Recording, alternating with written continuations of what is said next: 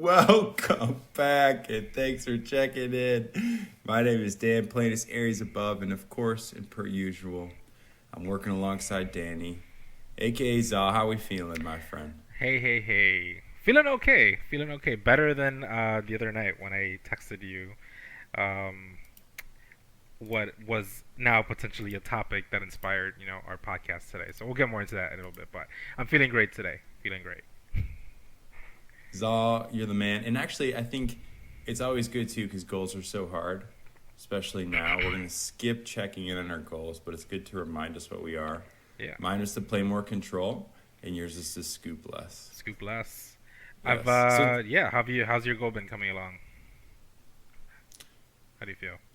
I have been playing this Jeskai control deck, and Ah. I've just been like, it's dirty. Just we trying to wheel with Narset, Okay. setting Okay. that up a little bit, and then Yeah. also too trying to build, like doing that actually in historic, Yeah. non-brawl, but brawl decks playing, trying to build control decks. I'm having trouble like really balancing finishing, Okay. building like finishers with like Mm. card advantage, things like that. But I did focus this week on trying to focus on mana advantage, Okay. and I noticed that was been really really helpful with an arena cube, just kind of always taking opportunities. Or actually, really, what that forced me to do was it forced me to kind of like be a little bit more patient Okay. with my Can bounce you spells and things like that. So I was that's gonna been say, really can you helpful. define what do you mean man advantage? What does that mean? What do you So mean by that? last week, yeah. So last week we checked in on like, all right, the whole purpose of control was my, bounce spells or counter spells was an opportunity to turn the table into the entire game's tempo really. So if they play a 4 minute spell, and my bounce spell or interaction spell or counteraction spell really counter magic spell Sure. is less than that. I mean, that was the heuristic I used, and it was like, okay, now we run it, now we play. And I think that was, it was kind of like ditch the bolt the bird mentality and to kind of Okay. wait it out a little bit more, kind Yeah. of to say in so many words. And honestly, man, it's been helpful. It's been a little bit more fun. The games are longer.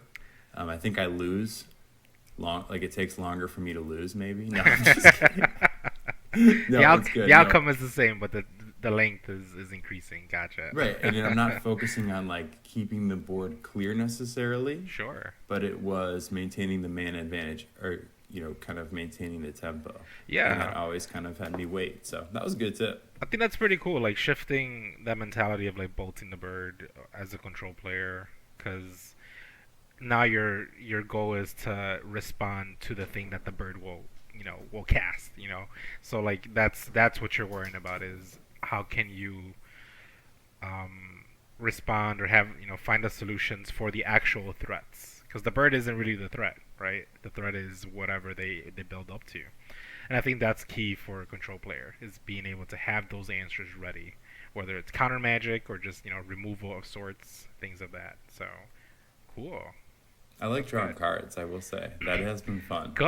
I Just recall a while drawing ago, cards. like you mentioned, like you didn't understand why, like that seemed like a waste of time, like drawing cards. You just wanted to smash face, and I remember when you made that comment, I'm just like, what?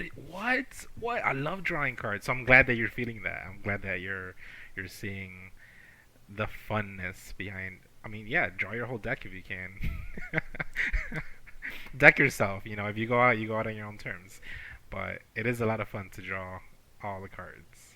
I don't want to go too far off. I'm so excited to like hear about this, to hear about really honestly the meta right now in your perspective Oh, on that. sure. Yeah. But Yeah. also too, one thing I really enjoyed about playing blue in general was it always had something to do, which was really really different. I think in more aggressive strategies, you're kind of waiting for the other person to wrap it up, Sure. which can lead to like frustration. Sure. And so playing a little bit more controlled games or more tempo based strategies forced me to, but not forced me to. Actually, yeah, it forced me to have something to do at all times, which was also Yeah. kind of fun. You need to have a response, right? If you don't have a response, it feels like you're doing it wrong, right? You know, every time we play Magic, You look at the blue player, they have mana open, you cast something that you think they should counter, and they're not countering, you're like, what's going on?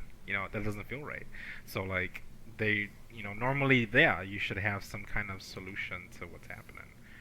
Um, Heck yeah, man. I'm glad that you're starting to get a feel for it, liking aspects of it. That's good.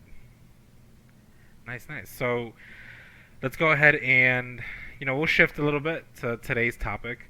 Again, inspired by a moment of salt on my behalf from the other night. I was just sitting down trying to play some historic brawl.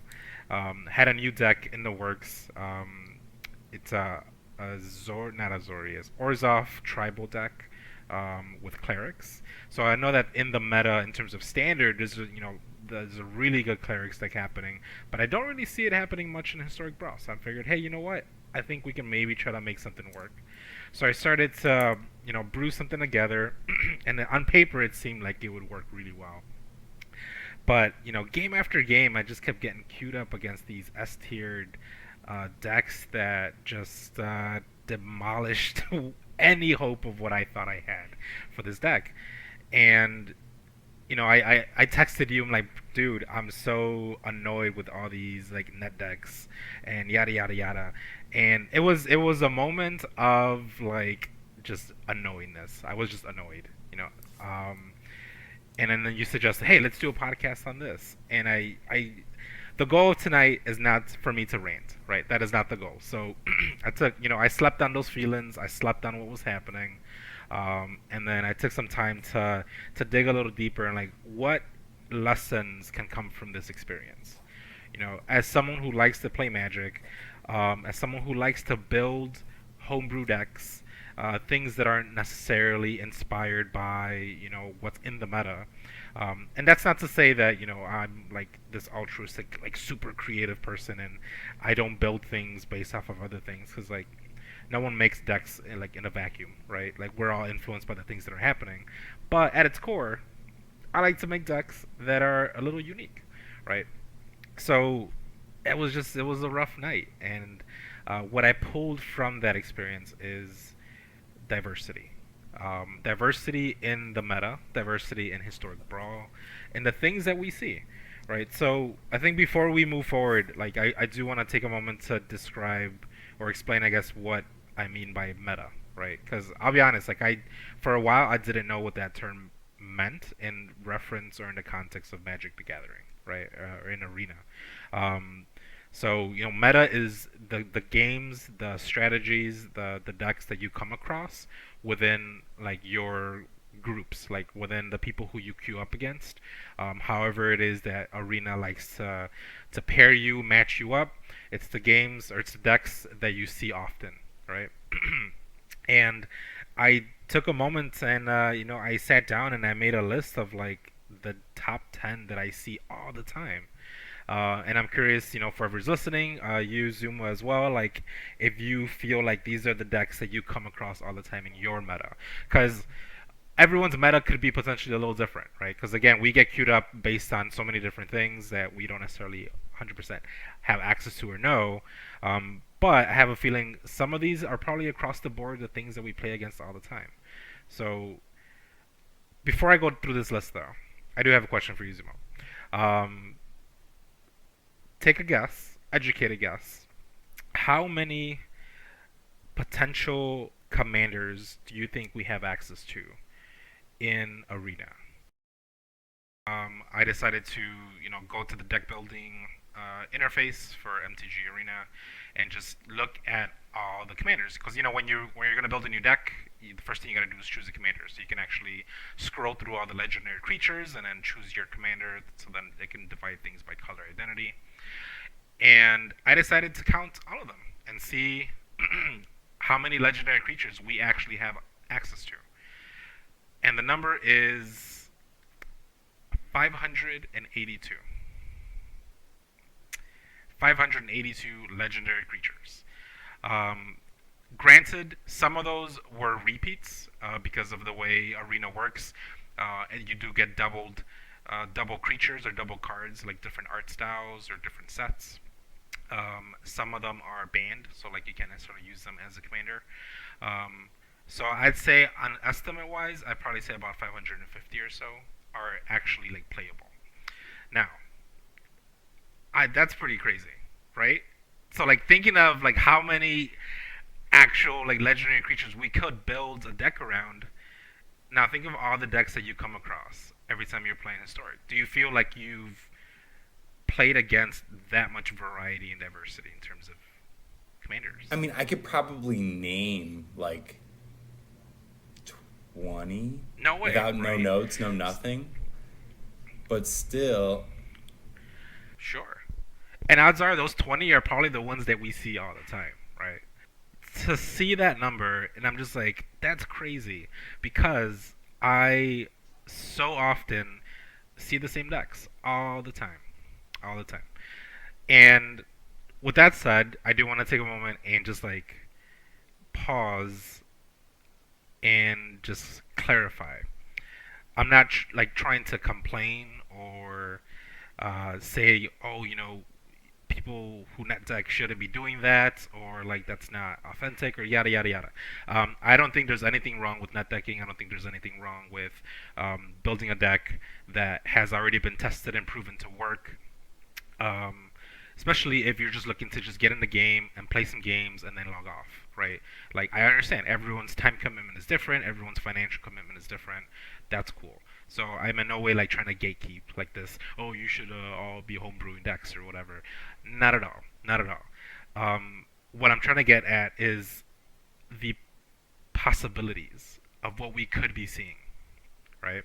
Of what we could be coming up against, instead of the very same decks that I tend to find in my meta constantly. So for me, that's the problem. It's like always coming across these same decks and wondering what the issue is. Like, why is it that we can't have a variety of different decks? So I have a couple of theories, which I'll get into in a second, right? But I'll go ahead and like just I'll go to my top 10 list. All right. So these are the ones that I tend to see all the time. So like I just want you to, as you're listening, like think about how often do you come across these decks, and maybe you think about why that is. Number one for me was Yarok, the Desecrated, all the time. So that's like number one. I probably should have done top, like 10 to 1, but whatever. Actually, they're not in any specific order, so it's fine. So Yarok the Desecrated is one of the ones that I see all the time. The Scarab God, Arcades the Strategist, First Sliver, right? Sliver's Tribal, Sithis Harvest Hand, which is an Enchantress deck, Tovalar Dire Overlord, which is the werewolf, the new werewolf commander. The variety of different Elf Ball decks. There's three main ones that usually are at the head of those, which is Marwyn, Freyles, and Tyvor. Tergrid, God of Fright. Chulane, which is crazy busted. You play a creature, you draw a card, you play some lands, crazy.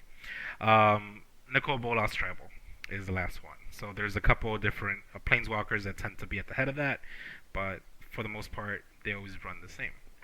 So this is my top 10 list. What do you think, Zemo? Like, do you feel like you come across these decks and they're so good all the time? and they're so powerful. Curve out, punch you in the face, make you regret ever playing it ever again. Yes. And make you regret brewing or playing a card ever, ever again. Yes. Yeah. I played a game really quick and I said, all right, you know what, Scott, I'm going to do 10 games and I'm going to keep track. Right. So 5 losses, 5 wins. 5 losses in a row and then 5 wins. And it just kind of, if I didn't stick with it, it would have been over with. But I'm just saying, like, those losses, you're right, or even like the wins, it didn't add or create a diverse game experience. I think I played Elves twice, and like you said, the Nicol Bolas one, that was a good catch too. Like a lot of the multicolor stuff, but kind of that same flavor, 100%. Yeah, it's the same flavor. Yeah. One thing that I was looking at this list that I put together and, trying to theorize why is it that I keep coming across these particular decks, all the time. over 50% of the games that I play are one of these variations of decks. Um, and I think, a couple of reasons I think in terms of what's happening here.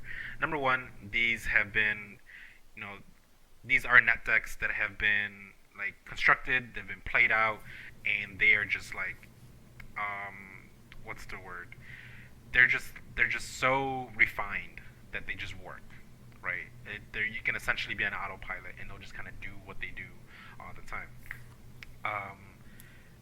Number two, in terms of why I think I see these often, is because these particular strategies have the most support in Arena. I think that, going back to that crazy number of over 500 legendary creatures that we have access to, realistically speaking, how many of those could actually be good commanders? Probably not that many. And the reason is because of the lack of support that we would have to what that creature's trying to do, right? These other decks here, we have all the cards that we need to make them work and make them work really, really well, which is probably why we keep seeing those all the time, and which is why we see less of the other, 500 or so legendaries. It's just because of the lack of cards that we actually have access to, and we have access to a lot of cards, but in the grand scheme of how long Magic has been around, we actually don't have access to that many cards, which does limit us. It limits the actual kind of decks that people can build and play, and actually do something. Because you can make jank and like kind of dirdle around and just like get your butt whooped. But if you're actually also trying to win a game, we probably won't be able to get to that point with a lot of the commanders that we have access to, which is a little disappointing in my opinion. Because I think they're in the system, they're in the game, so why don't we have more things so that we can actually play them? It seems kind of like a waste.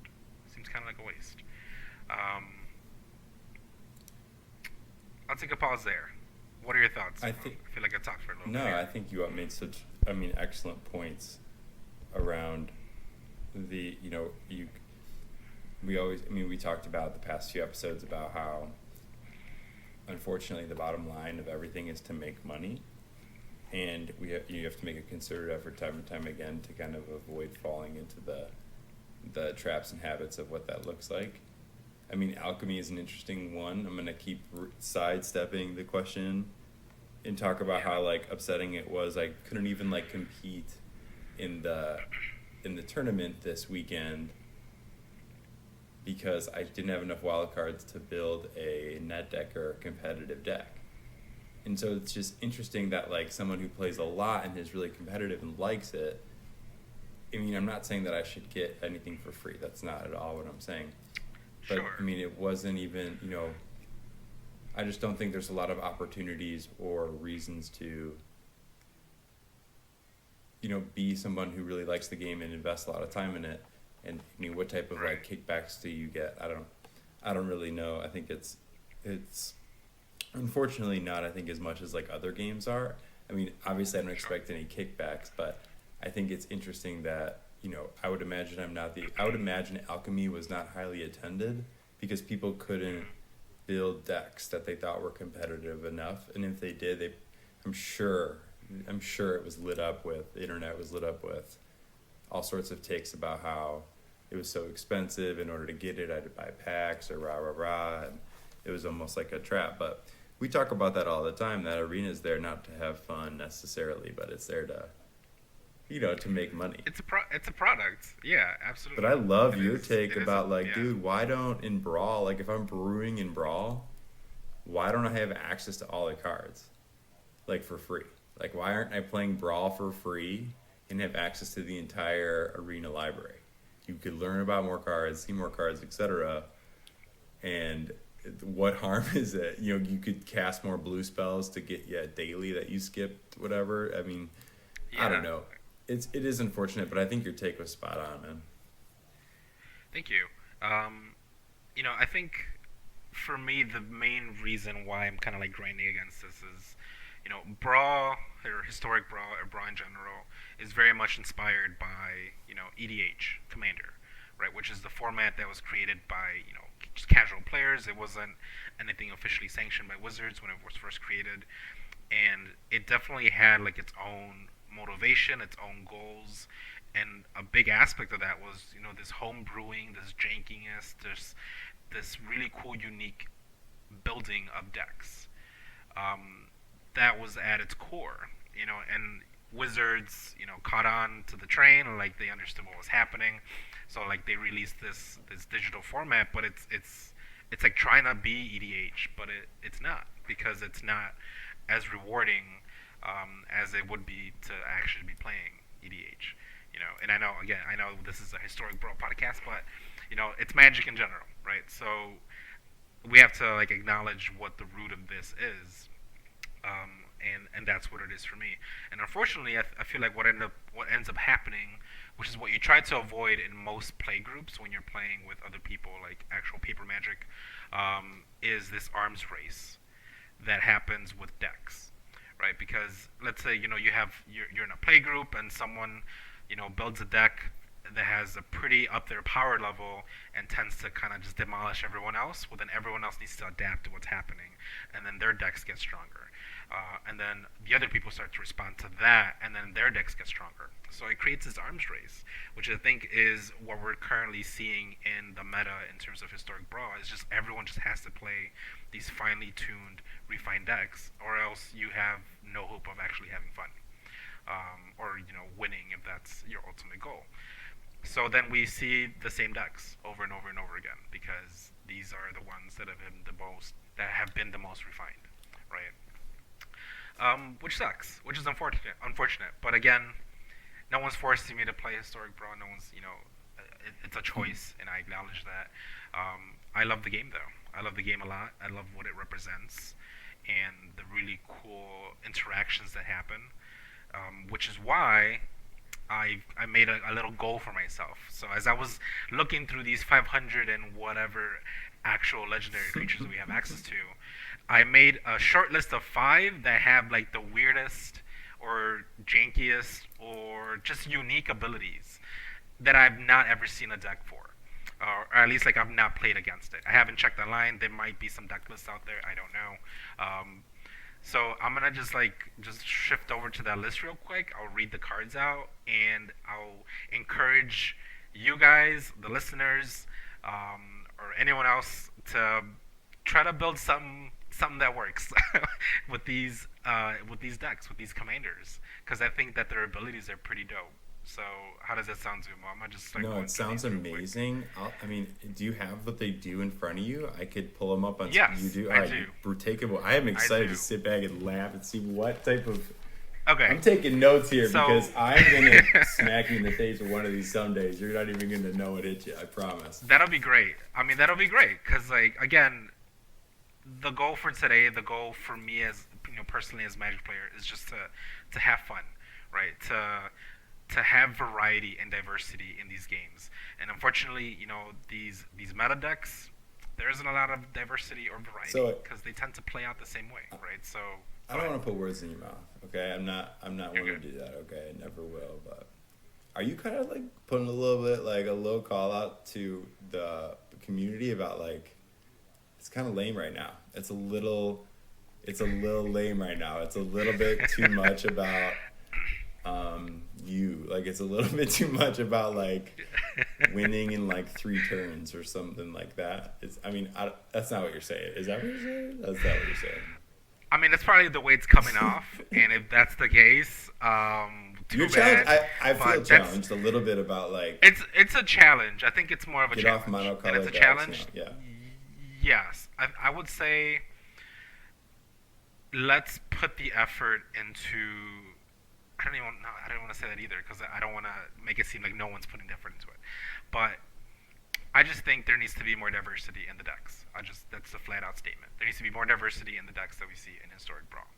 So the challenge is, can we find things that go beyond this current meta that still work, that function, and like you can have fun and win a game or two, or more.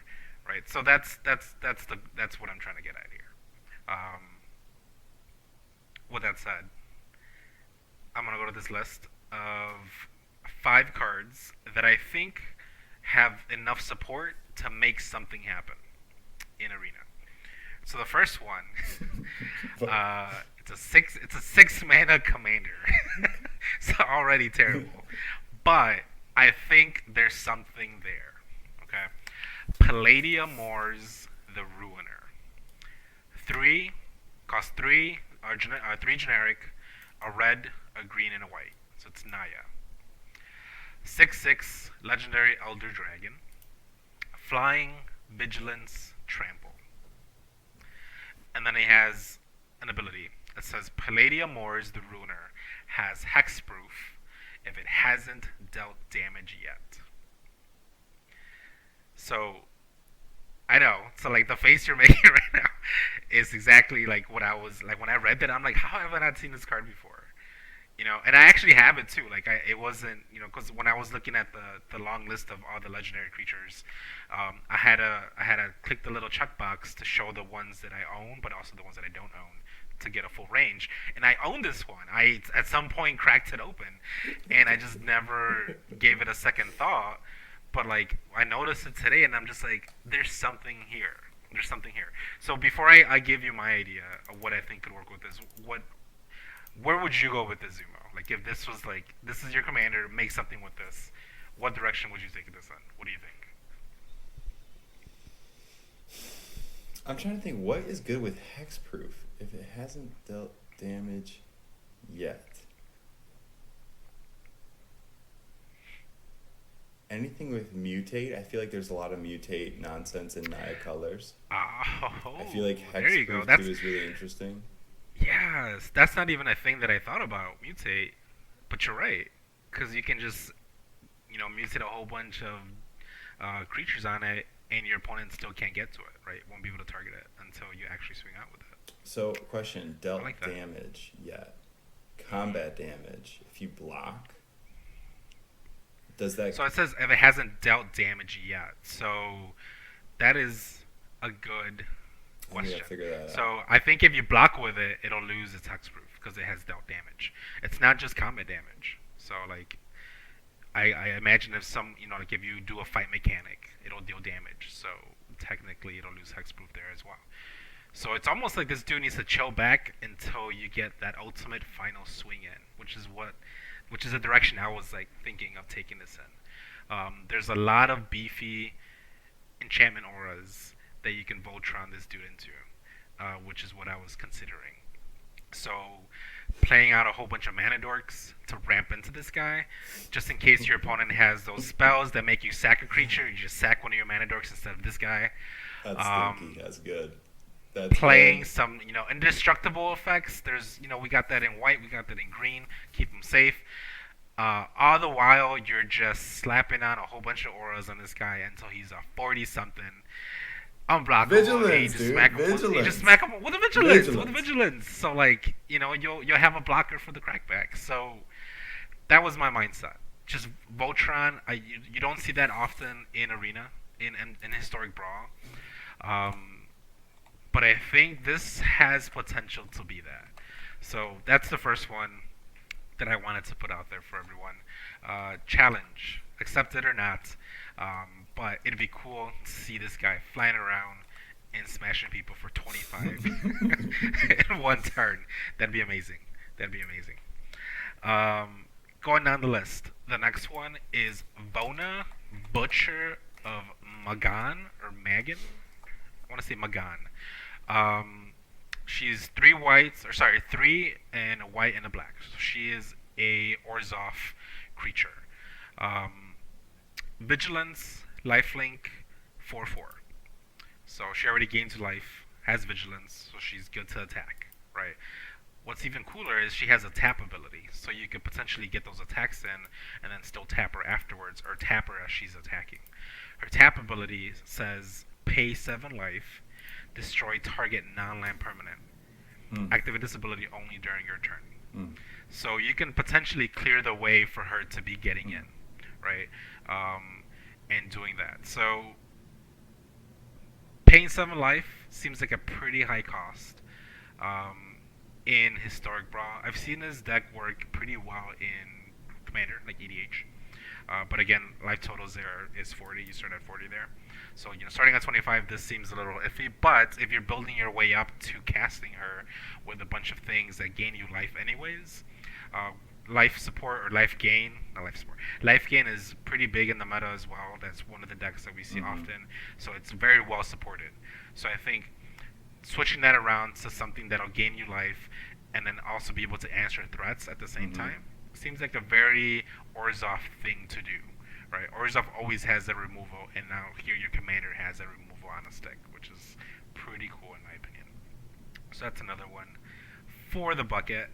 Anyone interested in trying that out, I say try it out. Let's see. Any thoughts on that last one before I go to the next one? I don't know. What are you thinking? I just feel like we got to find a way to untap it, and then we're just going to be murking everybody. Because we do it twice.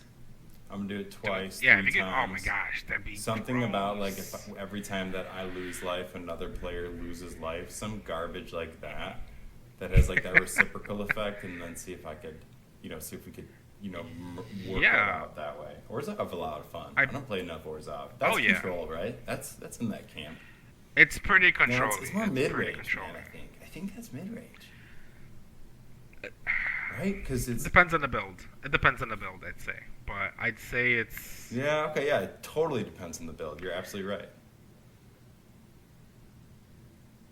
I would think this one in particular, though, would play out more as a control Yeah, because that's your finisher. A big finisher where you're coming in and some type of... Maybe you have a couple cute synergies to maximize it, but I like that. I mean, and just having, again, it removes any non-land permanent. So getting rid of those pesky planeswalkers that are hard to get to because they build a board, getting rid of that, whatever permanent that's literally going to shift the game unless, if you can't get rid of it. So just being able to do that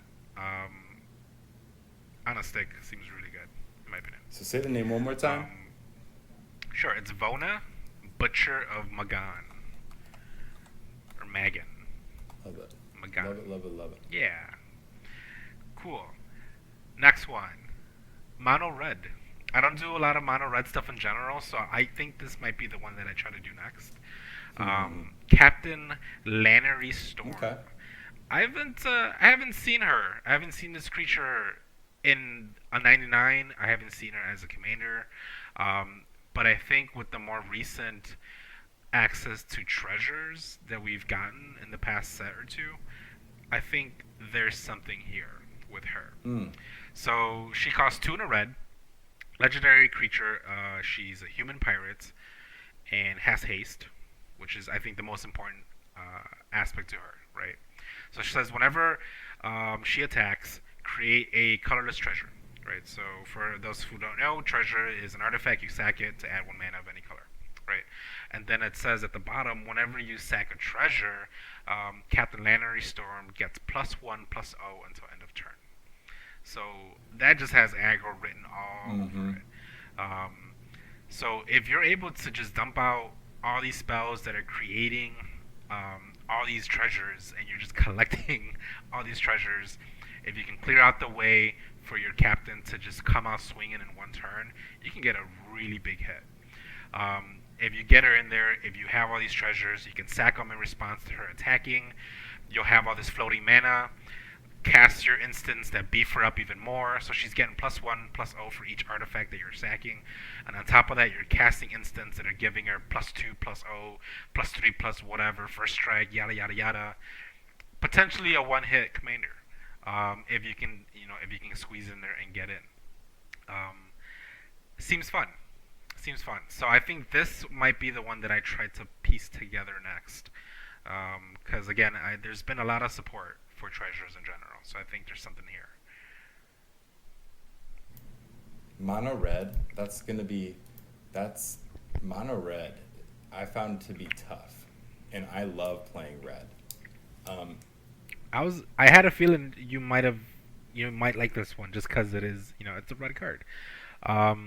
Mono red, yeah, it could be a little tricky in Historic Brawl, but I've definitely gotten my butt kicked to those decks Because again, if they manage to curve out, they do 20 damage in standard, and doing 25 seems to be no problem for some of them. It's just an extra 5 points, which some of them can just dish out no problem. So I think there's something here, and I'll try to piece something together, and hopefully for our next video, I'll be able to do something with this. And you know what I'm talking about? And I think that as like a, I just think as like someone who likes to play in these colors a lot, like this is a great example of like ramp, good find. I don't think I've ever really considered or even used this as like in that role. Very fun. And I'd imagine you cast some big haymakers with this kind of style deck. Oh yeah, absolutely. Right. So the haymaker could be the things in your hand, or in conjunction with Captain Lannery, because she's getting huge as you're sacking these treasures. I mean, the fact that she's also 3 mana is pretty important, because she's a low CMC, which I don't imagine you wanting to play her early in game anyways. I think you'd want to build some kind of board state. So it'd be an aggro deck, but it has to play differently than a traditional aggro deck, where you have a turn 1 creature trying to do stuff, turn 2 creature trying to do stuff. I think it might be more of a mono red mid range, which I don't is that even a thing? I don't know. But this could potentially be the head for that. I think that type of shell in a modern build is like a Blood Moon style deck, where there's some big type of disruption, and then haymaker or isn't Primeval Titan? No, that's green, and that's Gruul. That's green. But their finishers are in red, so I'm trying to think about but this that's like a very mid range approach, but it goes back to like there are big haymakers in red that if you have enough mana, close it out, knock it down. Some fun dragons. Potentially, even some land destruction, because that's where it all off is. Control. It's in red, get away. Yeah. Control. Get do it. I love it. Yeah, if you're ramping into spells that could potentially let you destroy your opponent's lands, you're gonna have all the treasures. You don't need those anyways. It's fine. I'm gonna just pop these. I'm just thinking out loud. But I mean, we got those big red enchantments that just do dumb things. So that could potentially be the haymakers as well. The enchantment that lets you destroy a permanent at your upkeep, I think, or at your opponent's end step. Like you put a counter on it. I'm blanking out on the name of it, but you put a counter on 3 different permanents, and then one of those gets destroyed at random. So like that could be like something that goes on there. Yes. Yeah. So again, that's some spice. Going through this list, these are cards that I think have potential, right? So let's try it out, right? We'll have fun, and we'll see what we can do with those. I got 2 more for you. Two more for you. The last 2 are mono white. Actually, I just noticed mono white, which actually it gets some play in historic. In general, just mono white. I do see some good stuff coming from there. So, but this one in particular, I don't think I've ever played against. So it'd be cool to see what it can do. Tashar, Ancestors Apostle. It is 3 generic and a white, so 4 total, for a bird cleric. Flying 2/2. It says whenever you cast a historic spell, return target creature card with converted mana cost 3 or less from your graveyard to the battlefield. So again, anything historic is artifacts, legendaries, or sagas. Those are considered historic spells. This on paper just seems pretty busted. Being able to cast some really cheap artifacts or really cheap sagas to just recur creatures that get you more value, keep you alive long enough for your haymakers till the end. I don't know. This it's a very unique ability in mono white, I feel. There is a bit of graveyard recursion in white, but it's not this easy, I feel, or it's not this cheap, I would say. And it's not this consistent. Like if you can get this guy to stick around, your smaller creatures will just keep coming back, and they keep recurring value over and over again. I feel like there's potential for creating some kind of engine, right? Which is always a fun thing to see in Magic, is where you just have this engine that just works so flawlessly, and I feel like Tashar could be the pilot for that. So yeah, that's another one for the list there. Let's How do I see. spell that What do you one? think about that one? Yeah, it's a Hmm. TESHR. Ancestors Apostle. You looking that up? Dude, I'll be honest with you. There's something about artifacts that scare me. They can get overwhelming, and You know also what I'm you saying? can be completely obliterated with a single like cleansing nova, and then you're pretty much done. This seems But like a that's, very I fun card. mean, Okay, so this card too, I think, yeah, talks to about. I mean, a lot of your points about just like the recursion and the, just like I mean the historic spells. It's a one of kind of format. That's fantastic. But hmm to the, I don't know. I feel like the ability to kind of combo with this is insane. But to me, this is like, again, another card I've seen that making me want to do because I'm in this control player mindset. Graveyard yeah, hate is becoming, I think, more and more relevant. Where the cards, I mean, I think this is like an older card dominaria, but using the graveyard and even exile now as a source. So thinking about cutting that off in my control decks, and I think beating this would be really really tough. Um, if you were to untap with it, I like it. Good find. yeah, absolutely. And I'm just thinking in terms of the sagas, some of the best sagas that we have access to in historic are white, in my opinion. You Mm. get your ramp for the 2 mana saga that like tutors you. It's not really ramp, but it tutors you Mm-hmm. planes. Um, or you have Elspeth Conquers That's Death, which that's is a another bomb. saga. I'm playing a little arena queue. Uh, That's just like a bomb, oh yeah, an absolute bomb. yeah. Which that in itself also has graveyard recursion, so you could potentially get two things back So it is with converted this mana commander cost out. 3 or less. So we're not going to be able to get Elspeth, but we can get other stuff. I love the 2 mana always ramp. I mean that's ridiculous. Yeah, I agree. I And I agree. think that this card in general is fantastic. I just so that's the thing. Like I saw this and I'm like, why aren't we seeing more of This will be a this? must kill. Um, absolutely. But that's the thing. Like most commanders are right. Like, can you? I feel like the moment your commander comes out, like you're hoping to untap with it, but more often than not, they tend to have an answer for it. So here's why, and this is Um, why I think you're a great deck builder.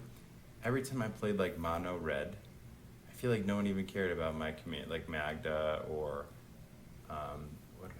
I don't even know. I think Magda was really the only mono red deck. I think I tried to make a deck with Tibble too. But I think though that like that was what kind of speaks to your deck building prowess is like,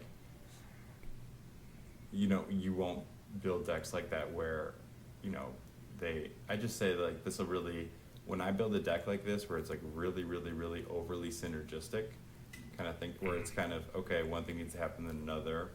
I don't know, those decks to me always seem to fall apart. So I'm excited to see you, because this is like okay, there's a little bit more of a setup here than say like, I don't know, a bunch of big treasures, just, cast big right, spells, ramp up a bunch of cards, call it a day. Where this is a little bit more, right, okay, I need to build my deck mono white. I mean, imagine pretty much all historic cards, which is going to want to make you do artifacts.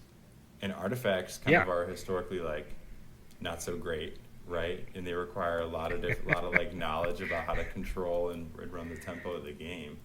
To me, this seems like yeah. a very like you card. But man, just killing like a little 2/2 pest like flyer with like, I don't know, in a removal spell. I don't know. That stinks. I would imagine you're doing other bigger, better things too. Like we're talking So about the I feel power like of a the lot of the sagas. Yeah. right. So I'm also trying to think about the kind of creatures that we can recur, right? Because you did mention it's CMC 3 or less, and most creature or a lot of the creatures that get rid of things on your opponent's board are CMC 3 or less. Mm. So those creatures, man, I'm really blanking out on cards No, tonight, you're but good.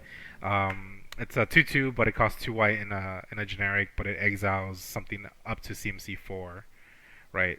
We see that all the time. but that itself costs Oh, 3 to Skyclaft cast. Apparition. There you go. So like that's a pretty decent one. So if you can continuously get that back to like answer those threats that your opponent's trying to get on the board, I mean that's just I like that. gross. That's so I like that a gross, lot. right? Um, there's I think so. Like I said, potential behind these cards. I like to see something happen with these. So I mean, I'm gonna just do it myself. I'm gonna just do it myself. Um, all right, last one on my list is actually one of the newer ones. It's an alchemy. It's one of the alchemy cards. But you brought this to light because I wasn't too familiar with it. It's Captain Eberhard. Captain Eberhard, the one generic and a white, so it costs 2 total. Mm. Double strike, 1/1 human soldier, right? But it says spells cast from among cards that you drew this turn cost 1 less to cast, and spells cast from among cards your opponents drew this turn cost 1 more to cast. That is a pretty cool effect, in my opinion. And it works well because it's an alchemy card, so it's really just for like it's a digital format. So I think it's cool to take advantage of that because it's not really a deck that you can play anywhere else. Um, but the fact that you'd be able to tax your opponent on the things that they're drawing, it's such a huge tempo shift. It's control. It's mono white control essentially. And not only that, but you're also going to be able to cast your stuff for way cheaper. So you're just going to get further and further ahead on your opponent if it works out, right? If it pans out correctly, if you curve out the way you want to, and if it's built a certain way, right? The only thing with this is I'm just trying to think. Besides, just taxes, like what will the deck be? Like, what will its identity be? Is it just gonna be what every other mono white deck is, or can it be something else? Can I have some other cool finishers? Um, so that's where the thought process is gonna have to lay in terms of me trying to build something with this. Is what do I want it to do besides just tax my opponents, right? Because how do you actually win the game? Because all this guy will do is just tax your stuff, right? So that'll be the challenge. But at its core, I think that unique ability is awesome, um, and I think there's something there. I think the ability to kind of not to be able to see the second one is kind of. I mean, you'll see it when your opponent casts that static ability where you're causing your opponents 1 more. Yeah. I mean, that's an incredible effect. Like that's insane. I mean, that's really really really cool. And I mean, this whole idea of like, okay, all of your stuff is 1 less. There's typically, do I have it right? Where typically where there's this type of an effect, there's always like a little stipulation. All red cards are this. All angel cards are less than. Like all shamans are rah rah. But this is all the stuff that you drew. And man, I wish this had like a tint of blue in it too. I think it could be like if it was one like hybrid white blue, that could be really cool. As just like a That card would draw be kind of fun commander. yes. But Yeah. I think too, yeah, this is what'd you say last week? You're like, I don't claim to be good at Magic. I don't claim to be good at Magic either. I think we need to make that hyper clear. I just like talking about it. I think that I just Yeah. think but I think that like, I didn't have much success playing with white where it wasn't an aggressive like format or aggressive not format like style aggressive style. And Sure. I can't really Yeah. figure out what this card wants to do.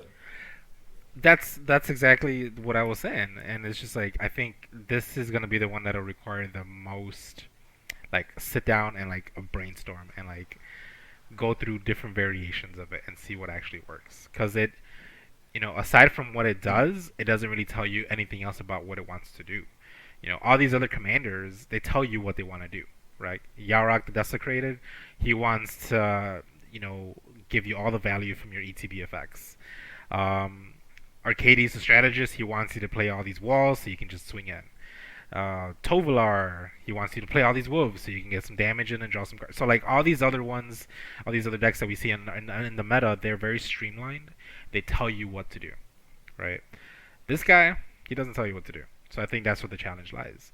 And I feel like a lot of the ones that I listed on my goals of what I want to build, they don't necessarily really tell you what to do. It gives you it's open ended enough to where you can take it in multiple different directions, and maybe that's why we don't see it as often because that's what's hard about it. These cards don't necessarily tell you how to play them. But for me personally, that's where the fun lies. Like that's where the brewing begins, and that's where the jankiness can happen, and ultimately the cool interactions, which is what makes Magic fun for me, anyways. But yeah, Zal, yeah. Danny, man, that was I mean a hot take on research on the status of the experience of Brawl in general. Brought to you in part by my salty ass. I was. I don't think you were being that salty. I mean, you kind of came with ideas too and cards. I and that was the goal of tonight of this is I don't want to just come on here and like rant, right? I want to offer an alternative or possibly a solution, right? Um, I'm not just trying to complain and just be like, yo, yeah, things suck, and like, well, do something about it then. Well, I'm gonna try. I'm gonna try. I'm gonna, work off this list. I'm gonna keep reflecting on my own experiences, the things that I see, and just keep reminding myself of why I play this game, which is, to have fun, ultimately, right? So I need to build decks that will let me do that, regardless of how terribly I'm getting smashed, right? So that's my goal. That's my personal one. So, but yeah, thanks, man. Thanks for giving me this avenue here to just like get it out there. I think though that like you're talking about a very real thing, and I didn't give you anything. I think that your observations obviously are very real, and like you said, dude, I love how you're like just use these cards. What's wrong with these cards? Like try these. Just try this fun stuff that's a little bit out of the loop. But I think though you kind of left like I think Magic players love challenges. So I like how you're very concrete around just do more fun stuff, do different things. Yes, yes. Um, but again, not but. Acknowledging everyone's definition of fun is different, right? So, not trying to claim that those who are playing these meta decks are not having fun. I'm sure they're having a blast, right? So that's again, I gotta bring it back to the opponent, right? The other person on the other side of the screen who I don't get to see. Acknowledging their experiences. They're probably having a blast, and I'm not trying to like smash that either. I'm not trying to get rid of that. That's not what the game's about. So, at its core, just trying to bring it back to like I think there's more potential, there's more fun to be had than the fun that we're already having. We just have to like take a moment to like explore and see what our options are, and see where we can take them. Zal, man, Danny, before I close this out, and then that space at the end is for you, yours. Thanks again for your insights and your research. I thought that was really, cool of you to dedicate your time, to look some stuff up and to really be exact about what you were saying. And so to everyone out there who made it this far, you appreciate it. You're loved. Thank you for hanging out. This is Dan checking out, but Zal, hit us with that final word, man. Final words. Gotta think of them right now. In conclusion, everyone, have a good time. Have a good time. Keeping the spirit of Magic alive. That is what this podcast is about. That is what this conversation was about. So if you're having fun playing this game, keep doing what you're doing. If you've had moments in which you felt similar to what I was describing today, consider the things I've said. Consider breaking away from the things that we see and stepping up to that challenge of changing the meta a little bit, playing around with diversity of the things that we see, and not being afraid to get your butt whooped a little bit more if it means that hey, everyone's playing more jankier decks, right? Because I absolutely love losing to jank, so please help me lose to jank, because that's what's fun for me.